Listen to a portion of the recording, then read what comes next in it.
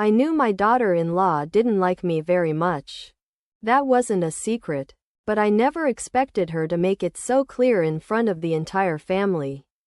And certainly not at Thanksgiving dinner. My name is Margaret Collins. I'm 72 years old. And for most of my life Thanksgiving was the one holiday that always felt safe.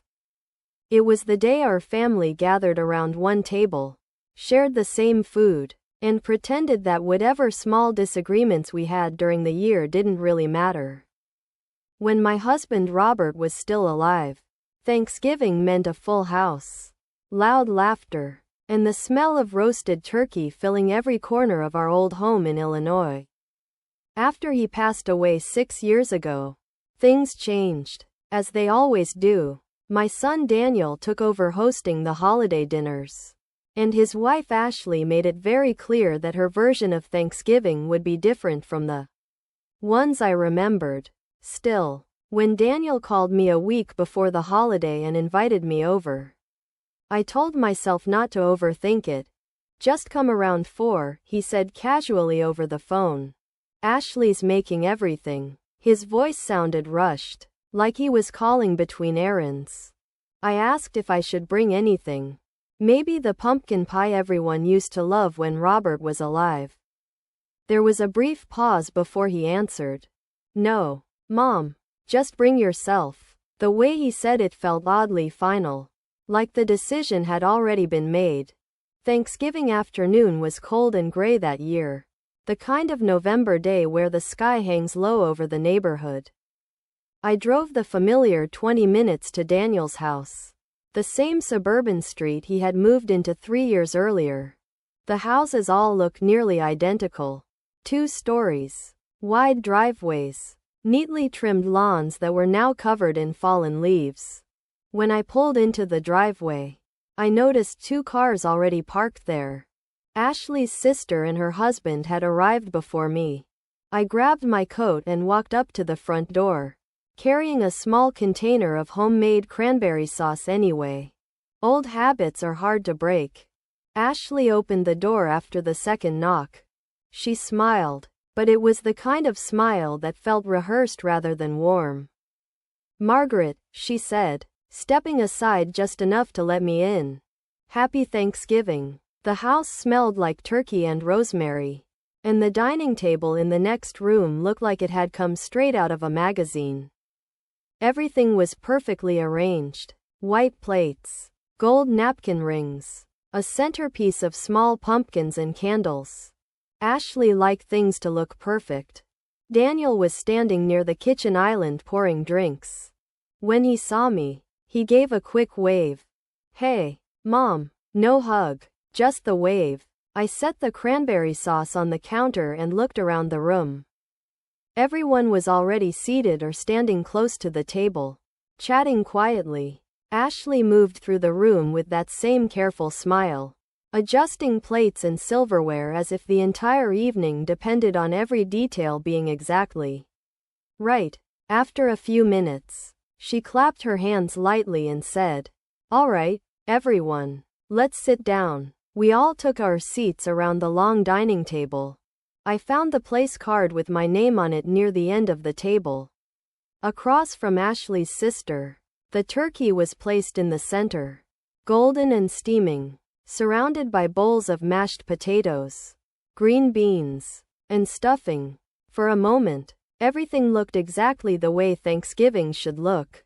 Ashley sat down last. She reached into her purse, pulled out a small folded card, and slid it across the table toward me. "Oh, Margaret," she said lightly, almost like she had just remembered something. "This is for you." I looked down at the card resting in front of my plate. It was plain white, the kind you might buy in a small pack at a grocery store. The room had gone strangely quiet, the way conversations sometimes pause right before something unexpected happens. I opened the card slowly, expecting maybe a note about leftovers or a reminder about something for later. Instead, I saw a short message written in Ashley's neat handwriting. "Family trip next week. Clean the house while we're gone." For a few seconds, I simply stared at the words, wondering if I had misunderstood them. Then I looked up, and the small smile on Ashley's face told me something important. This wasn't a joke. I kept looking at the words on the card for a moment longer than I probably should have. Family trip next week. Clean the house while we're gone. The handwriting was unmistakably Ashley's. Careful and neat, each letter perfectly spaced like it had been written for a school assignment. I slowly closed the card and placed it back on the table beside my plate. Around me, the room had gone quiet in that awkward way families sometimes do when no one is sure what they're supposed to say. Ashley took a sip of her wine and gave a small laugh, as if the whole thing were the most normal request in the world. "You're retired anyway," she added casually, reaching for the bowl of mashed potatoes. "And it'll help us a lot while we're gone." I glanced across the table at my son. Daniel had picked up his fork and was staring down at his plate like the turkey in front of him required his full concentration. He didn't look at me, and he certainly didn't say anything. That silence told me more than words ever could. This hadn't been a spontaneous idea Ashley came up with during dinner. They had talked about it before tonight. They had agreed on it. Ashley's sister shifted in her chair and gave a polite little smile in my direction. The kind people give when they want to pretend nothing uncomfortable has happened. Someone cleared their throat. Then Ashley began carving the turkey as if the conversation had already ended. "Who wants white meat?" she asked brightly. Plates started moving around the table. The sound of forks and glasses slowly replaced the silence. And just like that, dinner continued. I sat there for a moment, the card still resting beside my plate, feeling a strange mixture of embarrassment and calm. Embarrassment because every person at that table had seen what Ashley wrote. Calm because something about the situation suddenly felt very clear. Ashley believed I would simply accept it. In her mind, I was the retired mother-in-law with plenty of time and nothing better to do. The kind of person who could quietly clean the house while the rest of the family enjoyed a week in Hawaii. I folded the card carefully and slipped it into my purse. Then I picked up my fork. "Of course," I said gently, keeping my voice steady. Ashley glanced up with a satisfied smile, as if the outcome had been exactly what she expected. "Great," she replied. "I knew you'd understand." Daniel finally looked up then, offering a quick nod that felt more like relief than gratitude. The rest of the meal passed with light conversation about travel plans, beaches, and hotel reservations. Ashley talked about their upcoming trip as if I were part of the household staff rather than a guest at the table. I listened quietly, occasionally taking a bite of turkey or mashed potatoes, but mostly observing. Because the truth was, there was something Ashley didn't know. Something my son didn't seem to remember either. And as I sat there at that Thanksgiving table, listening to them describe the vacation they were about to take, I realized I didn't need to argue. And I certainly didn't need to defend myself. Sometimes the smartest thing you can do is let people believe exactly what they want to believe. I drove home later that evening with the folded card still sitting quietly in my purse. The streets were calm, most houses glowing with warm Thanksgiving lights through their windows. Families were finishing their dinners, probably laughing, maybe arguing about football or politics the way people often do during the holidays. For a moment I let myself remember how Thanksgiving used to feel when Robert was still alive. Our house was always the loudest one on the block. Daniel would run around the kitchen when he was little, sneaking pieces of turkey before it even reached the table, and Robert would pretend to scold him while stealing a bite himself. Back then, the holiday felt simple, but time changes people, and sometimes it reveals things that were always there. When I got home, I hung my coat by the door and placed my purse on the kitchen counter. The house felt quiet in the way it always does when you live alone long enough to get used to it. I took the card out of my purse again and set it on the table under the kitchen light. Family trip next week. Clean the house while we're gone. Seeing the words again made me smile slightly, though not for the reason Ashley might expect. What Ashley believed tonight was very clear. In her mind, I was the retired mother-in-law with extra time and no real responsibilities. Someone who would gladly spend a week scrubbing floors and dusting shelves while the rest of the family enjoyed warm beaches somewhere far away. She probably imagined me grateful just to be included in their plans at all. What she didn't understand was that this situation had started long before that card appeared at the dinner table. 3 months earlier, on a quiet Tuesday morning, I had driven downtown to meet with a man named Harold Bennett. Harold had been our family attorney for more than 20 years. He had helped Robert with business contracts, property documents, and eventually the legal matters that come with growing older. His office overlooked the Chicago River, and the day I met him there the water had been moving slowly beneath the bridges, the city traffic humming softly in the background. Harold had greeted me with the same polite smile he always had. "Margaret," he said as I sat down across from his desk. "You mentioned on the phone that you wanted to review the house documents." I nodded and placed a folder on the desk between us. Inside were papers Robert and I had signed years earlier, along with a few new documents Harold had prepared at my request. "I just want everything organized," I told him. Simple and clear. Harold adjusted his glasses and began reading through the pages carefully. A few minutes passed before he looked up again. "If we finalize this structure," he explained calmly, "the house will be fully protected under the Collins Living Trust. Ownership stays entirely under your control." At the time, I had simply nodded and signed where he pointed. It wasn't a dramatic moment. There were no raised voices, no emotional speeches. Just a quiet decision made at a polished wooden desk in a quiet office overlooking the river.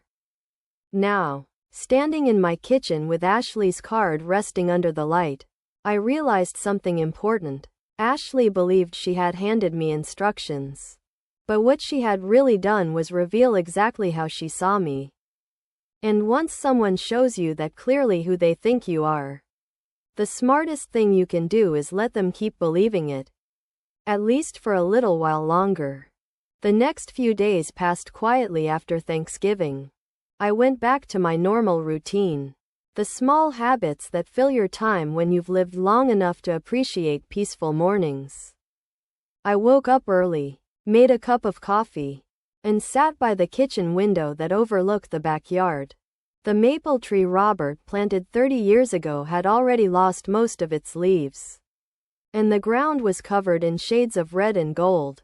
I remember thinking how strange it was that a holiday meant to celebrate gratitude could leave such a bitter taste behind. Still, I didn't call Daniel, and he didn't call me. That wasn't unusual anymore.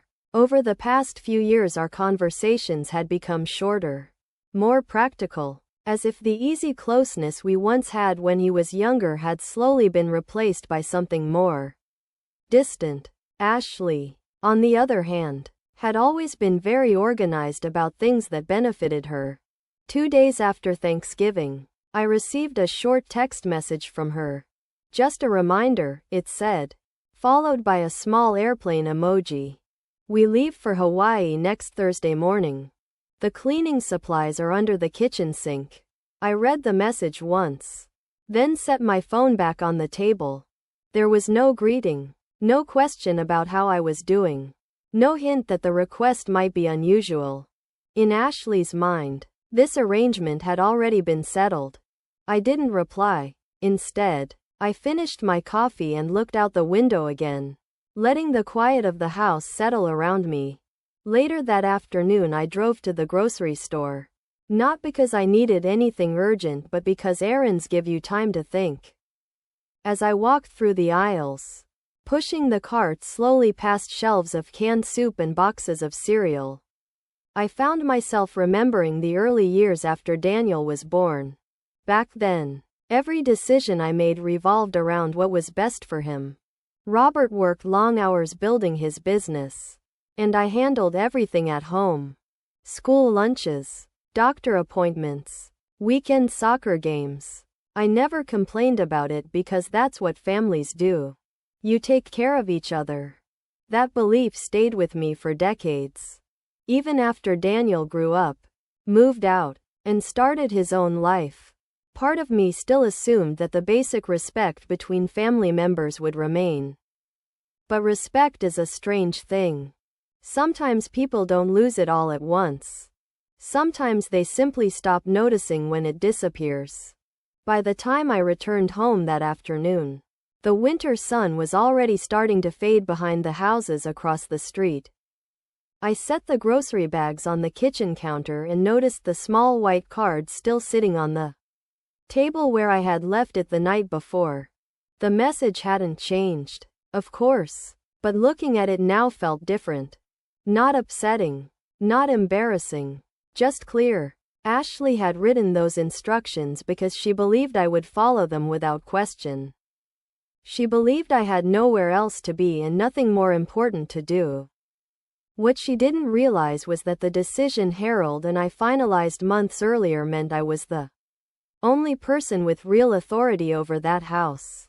Daniel and Ashley might live there, decorate it, invite people over for holidays, and even leave instructions on the dining table. But legally, the situation was very simple. As I stood there in my quiet kitchen, I realized something that made me smile for the first time since Thanksgiving dinner. Sometimes people reveal their true character in the smallest moments. And when they do, patience becomes a very powerful thing. Ashley thought the coming week would prove that I was willing to do whatever she asked. She believed I would quietly show up at the house, grab the cleaning supplies from under the sink, and spend my time making everything spotless before they returned from Hawaii. What she didn't know yet was that I had plans of my own for that house while they were away. The following Thursday morning arrived cold and quiet, the kind of early winter morning where the air feels sharper than usual. I woke up before sunrise, made myself a cup of coffee, and sat at the kitchen table watching the sky slowly turn pale gray outside the window. Somewhere across town, Daniel and Ashley were probably finishing their last-minute packing, checking suitcases, and making sure they hadn't forgotten sunscreen or travel documents for their trip to Hawaii. I imagined Ashley walking through the house one last time, glancing around to make sure everything looked perfect before leaving. She had always liked control. That was one of the first things I noticed about her years ago when Daniel introduced us. Ashley liked knowing that every detail was exactly where she expected it to be. And in her mind, she had already arranged the final detail of this trip too. Me. Around 8 o'clock, my phone buzzed on the kitchen counter. It was another short message from Ashley. "We're heading to the airport," she wrote. "Key is under the flower pot by the back door like always." Thanks again. I read the message once and set the phone down without replying. The house was quiet again. The kind of silence that lets you think clearly.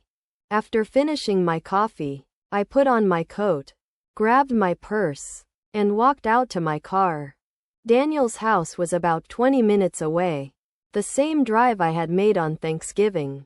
The neighborhood looked almost identical to the way it had that evening.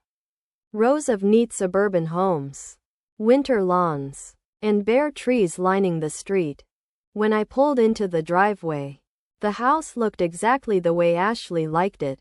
Tidy, symmetrical, everything in its place. Their car was gone. Of course, they were already on their way to the airport by now, probably talking about beaches and hotel reservations while the plane carried them toward warmer weather. I walked around to the backyard and lifted the small clay flower pot beside the door. The spare key was exactly where Ashley said it would be. She had left it there with complete confidence that I would use it the way she expected. I unlocked the door and stepped inside. The house was quiet, but not empty in the way my house felt. Their living room still carried the faint smell of Thanksgiving dinner. Rosemary, turkey, and candles Ashley had burned on the table. The kitchen counters were mostly clean, though a few dishes still sat near the sink, waiting for someone to take care of them. I stood there for a moment, looking around the house that Daniel and Ashley believed belonged to them. The walls were covered with framed vacation photos and carefully chosen decorations. It looked comfortable, settled, like the home of a young couple building a life together. Ashley probably imagined that sometime later today I would roll up my sleeves, open the cabinet under the sink, and start scrubbing the floors the way her card instructed. I walked slowly through the living room, past the staircase, and into the kitchen where the cleaning supplies were neatly lined up beneath the counter. Everything was ready. Ashley had planned it all. But instead of reaching for a sponge or a bottle of cleaner, I pulled out my phone and opened my contacts. There was one name I needed to call before doing anything else. Harold Bennett. My attorney answered after 2 rings. His calm voice exactly the same as it had been the day we finalized the documents months earlier. "Good morning, Margaret," he said politely. "What can I do for you today?" I looked around the quiet house one more time before replying. "Harold," I said calmly, "I think it's time we move forward with the next step we discussed." Harold was quiet for a moment after I spoke. The kind of pause that told me he already understood what I meant. "Are you certain you want to proceed now?" he asked calmly. His voice carried the steady patience of someone who had spent decades helping families untangle complicated situations. I looked around Daniel and Ashley's kitchen again. The morning light was coming through the window above the sink, reflecting softly off the polished countertops Ashley had worked so hard to keep perfect. "Yes," I replied simply. "They're already on their way to the airport." Harold let out a slow breath. Not surprised, just thoughtful. "All right then," he said. "If that's the case, we'll move forward with the notice exactly as we discussed." I thanked him and ended the call, placing my phone back in my purse. For a moment I stood there quietly, listening to the faint hum of the refrigerator and the distant sound of a car passing on the street. Outside, it was strange how ordinary the house felt in that moment. There was nothing dramatic about it. No raised voices, no arguments echoing through the rooms. Just a quiet decision unfolding exactly the way it had been planned months earlier. I walked slowly through the house. Not as a guest this time, but as someone observing it carefully. The living room looked like it had come straight from a home design magazine. Every pillow perfectly arranged on the couch. On the wall above the fireplace hung a large framed photo of Daniel and Ashley standing on a beach during one of their earlier vacations. They were smiling widely, the ocean stretching out behind them in bright blue waves. Ashley always loved photographs like that, images of perfect moments. I continued into the hallway and glanced into the small office Daniel used when he worked from home. His desk was covered with neatly stacked papers. A laptop closed in the center like he had left in a hurry that morning. Everything about the house suggested stability, routine, the quiet confidence of people who believe their life is settled. I returned to the kitchen and sat down at the dining table where we had all eaten Thanksgiving dinner just a week earlier. The memory of that evening came back clearly. Ashley sliding the card across the table, her light laugh, Daniel's silence. I reached into my purse and took the card out again, unfolding it carefully so the message faced me. "Family trip next week. Clean the house while we're gone." For the first time since Thanksgiving, I allowed myself a small laugh. Not out of anger, but out of the simple irony of it. Ashley had left me instructions. She believed she had assigned me a job. But what she never understood was that the situation she thought she controlled had been decided long before that dinner ever happened. About 40 minutes later, there was a gentle knock on the front door. I stood up and walked across the living room to answer it. When I opened the door, a neatly dressed man in his 40s stood on the porch holding a thin folder in his hand. He gave a polite nod. "Good morning," he said. "My name is Thomas Reed. I'm here on behalf of Bennett Legal Services." I stepped aside and gestured for him to enter. The process itself was simple, almost surprisingly ordinary. Thomas walked to the kitchen table, opened the folder, and carefully removed a single official document. He placed it flat on the surface where the Thanksgiving dinner plates had once been arranged. At the top of the page were the words that would change Daniel and Ashley's plans far more than they expected. Notice to vacate. 30 days.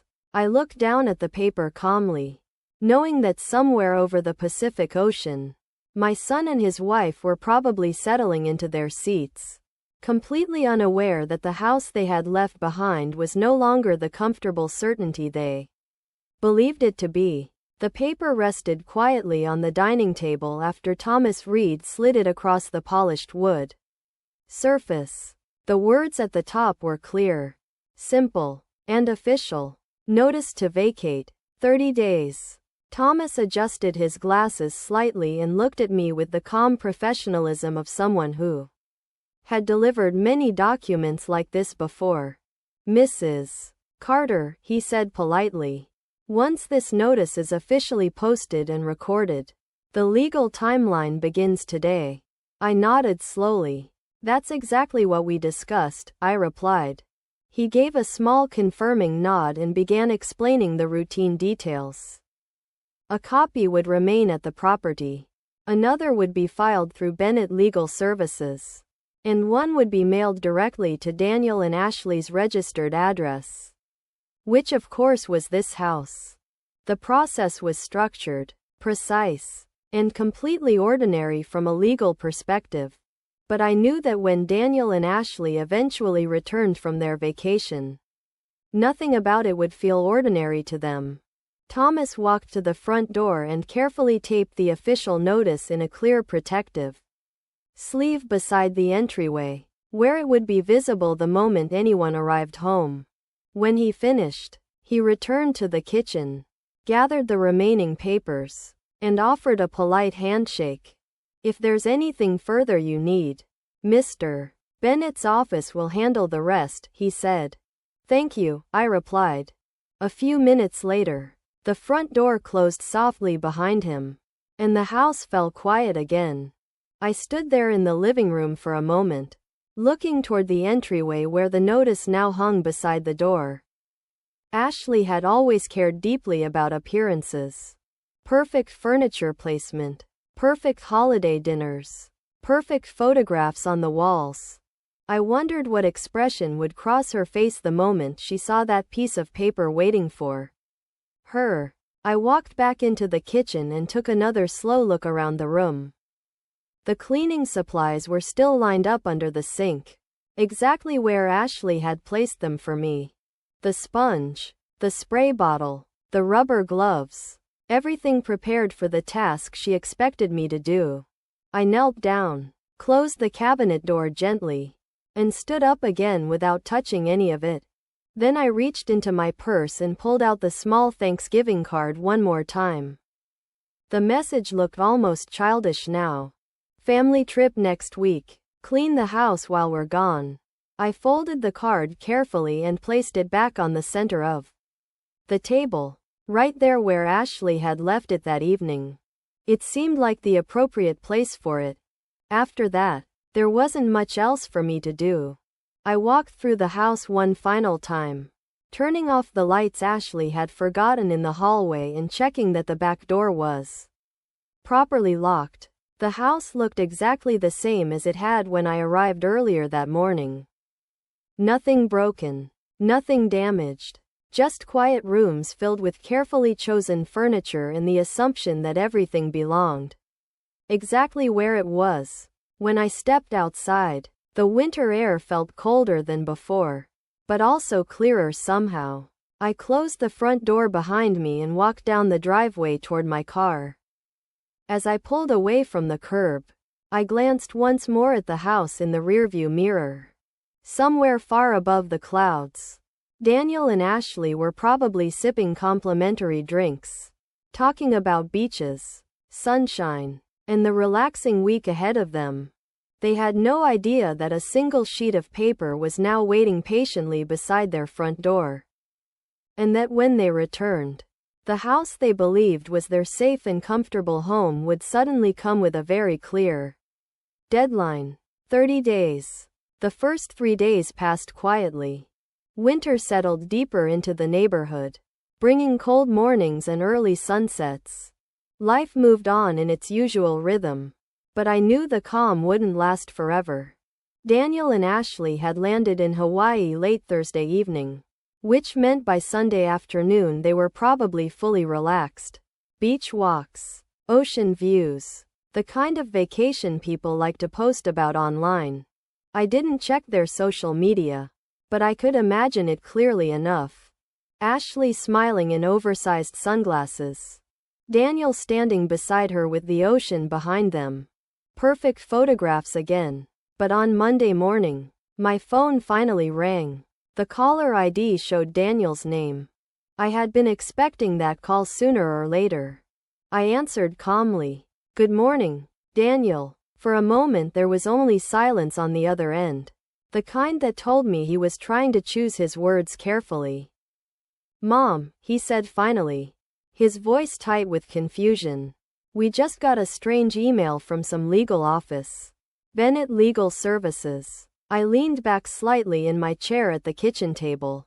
Outside my window, a light frost still covered the grass. "Yes," I replied evenly. "That sounds right." Another pause. This one longer. "It says there's some kind of notice about the house," Daniel continued. "A 30-day notice to vacate. There has to be some mistake." I could almost picture his expression. Brows furrowed, phone held between his shoulder and ear while Ashley stood nearby listening. "There's no mistake," I said gently. The silence that followed was heavier this time. I heard muffled movement in the background, and then Ashley's voice faintly whispering something I couldn't quite make out. Daniel lowered his voice slightly when he spoke again. "Mom, why would we get something like that?" he asked. "We live here." I took a slow breath before answering. "Daniel," I said calmly, "you live there because I allowed you to." On the other end of the line, Ashley's whisper suddenly stopped. Daniel didn't reply immediately. It was clear the reality of that sentence had landed harder than either of them expected. "Mom," he said slowly, "I don't understand." I looked around my own quiet living room as I spoke. "That house was never transferred into your name," I explained. "It has always remained under my property trust. The same trust Harold Bennett manages." More silence. This time I could hear Ashley speaking again in the background, her voice sharper now, asking Daniel something urgently. He covered the phone for a moment before returning. "But we've lived there for 3 years," he said. "We pay the utilities. We take care of everything." "Yes," I replied. "And I was happy to let you live there." Daniel exhaled slowly, clearly trying to stay calm. "So why send a legal notice?" he asked. I let the question hang in the air for a second before answering. "Because sometimes," I said quietly, "people need to be reminded who actually owns the table they're sitting at." On the other end of the line, Ashley's voice rose again, this time loud enough that I could clearly hear the frustration in her tone. Daniel spoke again quickly, trying to regain control of the conversation. "Mom, we're in Hawaii right now," he said. "We can talk about this when we get back." I gave a small, thoughtful nod even though he couldn't see it. "Of course," I said calmly. "You have 30 days. The rest of that week passed slowly for Daniel and Ashley. though I imagine the tropical sunshine around them probably felt a little less relaxing after our conversation. I didn't call them again. And they didn't call me either. But I knew they were thinking about that notice every day. It's difficult to enjoy a vacation when a quiet countdown is waiting back home. 30 days. That number tends to follow people around in their thoughts. When Daniel finally called again, it was the evening before their flight back. His voice sounded calmer this time, but also more careful. "Mom," he said, "we've been talking about everything you said." I could hear the ocean in the background, waves rolling steadily against the shore. "That's good," I replied. Thinking is usually helpful. He hesitated for a moment before continuing. "Ashley didn't realize the house was still in your trust," he admitted. "We thought when you helped us move in, it meant it was ours." I nodded quietly to myself. That assumption had grown slowly over the years, like a story they had repeated to themselves often enough that it began to feel true. "Daniel," I said gently, "helping someone is not the same thing as handing everything over." There was a long pause again. When he spoke next, his voice was softer. "Ashley wants to apologize for Thanksgiving," he said. "She said the card was meant to be a joke." I remembered the way the card slid across the table that evening. The confident smile on Ashley's face. And the silence that followed. "Perhaps it was," I said calmly. "But jokes usually work best when everyone is laughing." Daniel exhaled slowly. "So, what happens now?" he asked. I leaned back in my chair and looked out the window at the quiet winter street. "Now," I explained, "you come home. And you decide what kind of adults you want to be." I paused before adding one more sentence. 30 days is more than enough time to figure that out. The following week, Daniel and Ashley returned home. The notice was still posted beside the front door exactly where it had been placed. Neighbors probably walked past it every day without giving it much thought. But for the two people who lived inside that house, it meant something very different. Daniel called me again 2 days later. This time, his voice carried a humility I hadn't heard in quite a while. "Mom," he said quietly, "Ashley and I would like to come by this weekend and talk properly this time." I smiled faintly as I held the phone. Sometimes people don't understand the value of respect until life gently reminds them where the boundaries really are. "All right," I said. Sunday afternoon. And for the first time since Thanksgiving dinner, it sounded like my son was finally ready to sit at the table and listen. Sunday afternoon arrived cold but bright. The kind of quiet winter day where every sound seems clearer than usual. I had already set a pot of coffee on the kitchen counter when the doorbell rang a few minutes after 2. Through the front window, I could see Daniel's car parked by the curb. For a moment I simply stood there, taking a breath before opening the door. Daniel and Ashley were standing on the porch together. Daniel looked a little tired, like someone who had spent several days thinking carefully about what he needed to say. Ashley stood beside him with her hands folded in front of her coat, her expression much more reserved than the confident smile she usually carried. "Hi, Mom," Daniel said quietly. I stepped aside and let them come in. The three of us walked into the living room, the same room where they had sat many times before for birthdays, holidays, and Sunday visits. But today the atmosphere felt different. There was a seriousness in the air that hadn't been there before. Daniel and Ashley sat down on the couch while I took the chair across from them. For a moment none of us spoke. Finally Ashley cleared her throat softly. "Margaret," she began, her voice careful, "I want to say I'm sorry about Thanksgiving." She glanced briefly at Daniel before continuing. "The card I left on the table. It was disrespectful." I watched her quietly while she spoke. The confidence she usually carried was gone, replaced by something more thoughtful. I didn't mean to make you feel like you were being ordered around, she added. But I understand now how it came across. Daniel nodded beside her. We should have said something that night, he said. I should have said something. I folded my hands in my lap, considering their words. Apologies are interesting things. Sometimes people offer them quickly, hoping they will erase the past. Other times they come slowly, after a person has had time to understand what really happened. I appreciate you saying that, I replied calmly. The room grew quiet again for a moment before Daniel leaned forward slightly. About the house, he said carefully. We wanted to ask if there's a way we can fix things. I looked at both of them for a few seconds before answering. Daniel, I said gently, the notice wasn't meant to punish you. Ashley's eyes lifted toward me as I continued. It was meant to remind both of you that kindness and respect matter more than convenience. I paused before adding one final thought. A home isn't just the place you live. It's the way you treat the people who helped you build your life there.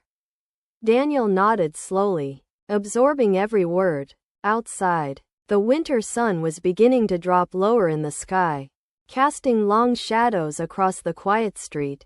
And for the first time since that Thanksgiving dinner, it finally felt like the three of us were sitting at the same table again, ready to understand one another a little better than before. The room remained quiet after my last words, the soft ticking of the wall clock filling the small space between us. Daniel leaned forward slightly, resting his hands together as if he had been thinking about this moment for several days. Ashley sat beside him, her posture more relaxed now than when they first walked in. It was clear that the tension from earlier was slowly beginning to settle. Mom, Daniel said carefully, we really do understand what you're saying. He glanced briefly toward Ashley before continuing. Living in that house, we started to think of it as something permanent, something that was just ours. Ashley nodded in agreement. And I think I forgot how generous you were to let us start our life there, she added quietly. I listened without interrupting. Sometimes people need to say things out loud before they fully hear themselves. Daniel exhaled slowly. We don't want to lose that, he said. Not the house. And not this. He gestured gently between the three of us. Family. I gave a small thoughtful nod. Then it's simple, I replied. You treat both with care. The winter sunlight had shifted now, stretching softly across the living room floor. After a moment, Ashley spoke again. If you're willing, she said. We'd like to stay. But this time with clear understanding. I held their gaze for a second before answering.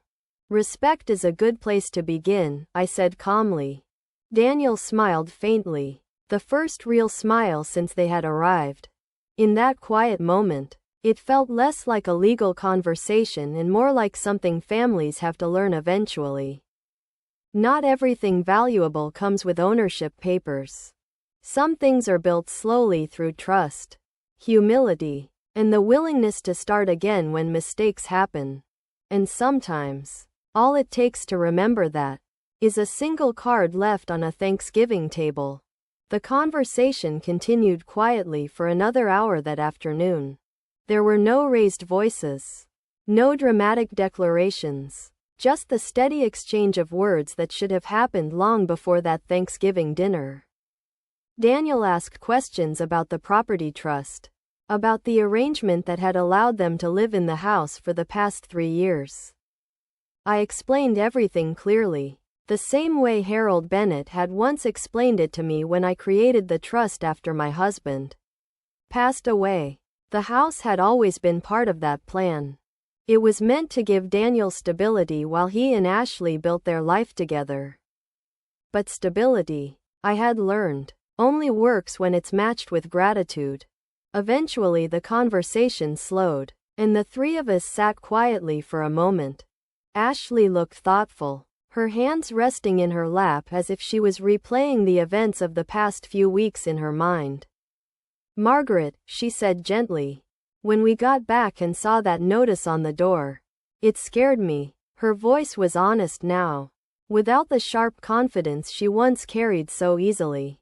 "Not just because of the house," she continued, "but because I realized how easily we could lose something much more important." Daniel nodded slowly beside her. "I should have spoken up that night," he said again, referring to Thanksgiving. "When Ashley put that card on the table, I should have said something." I gave him a small, understanding smile. "Sometimes people don't realize the moment that matters until it's already passed," I replied. "What matters is what you do after that." The sun had begun to set by the time our conversation reached its natural end. The living room was filled with warm orange light from the winter evening. And for the first time in a long while, the atmosphere felt comfortable again. Daniel stood up first, stretching slightly as if a weight had been lifted from his shoulders. Ashley stood beside him, glancing toward me with a quiet seriousness that hadn't been there before. "So, what happens with the notice?" Daniel asked carefully. I stood as well and walked toward the small table near the hallway where I kept a folder of documents. Inside was the official copy of the notice Thomas Reed had delivered days earlier. I held it for a moment before looking back at them. "The notice served its purpose," I said calmly. Ashley's eyes widened slightly, not fully understanding yet. I walked to the kitchen counter, picked up a pair of scissors from the drawer, and carefully cut the paper straight down the center. Then I placed the two pieces gently in the recycling bin. Daniel let out a quiet breath, almost like a laugh of relief he had been holding in all week. Ashley covered her mouth briefly, her eyes softening with a mix of gratitude and embarrassment. "But," I added, raising a finger slightly, "some things will change." Both of them nodded immediately, ready to listen. "If you're going to live in that house," I continued, "we do it with a clear understanding from now on. Respect goes both directions. No assumptions. No silent expectations." Ashley nodded quickly. "Absolutely," she said. "I promise." Daniel gave a small smile. "And no more surprise instruction cards on holiday tables," he added lightly. That made all three of us laugh. The first real laugh we had shared since Thanksgiving dinner. A week later, I received an unexpected knock on my door one afternoon. When I opened it, Ashley was standing there alone, holding a small paper bag from a local bakery. "Hi, Margaret," she said, a little shyly. "I was in the neighborhood and thought I'd stop by." Inside the bag were 2 slices of pumpkin pie and a small folded card. I raised an eyebrow with a playful smile. "Another card?" I asked. Ashley laughed softly. "You'll like this one better." I opened it and read the message inside. "Sunday dinner this weekend. Please come as our guest." I looked up at her, and for a moment we both smiled. The card was simple, but the difference between this one and the last was clear. It wasn't an instruction. It was an invitation. And sometimes that small difference is all it takes to turn a house back into a home.